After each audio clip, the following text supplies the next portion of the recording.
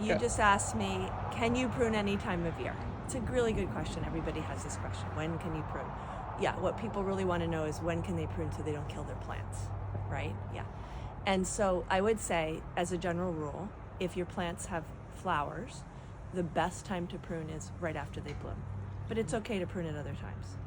If you got an evergreen, probably the best time to prune is late winter, early spring, okay?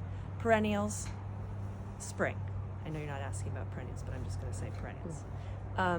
Now, what I wouldn't do is prune when it's really cold or when it's about to be really cold. But like now, here we are, it's end of November, beginning of December. You can do some maintenance pruning.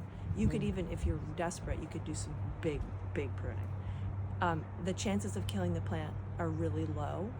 What might happen if it gets a little warmer, you might get a little bit, it will stimulate growth whenever you prune. It stimulates new growth. You may, if we have a warm spell, get a little new growth. You know, that probably won't survive. That's okay. Yeah. You know what I mean? Basically, you should prune when it's convenient and you have a place to put all the carnage.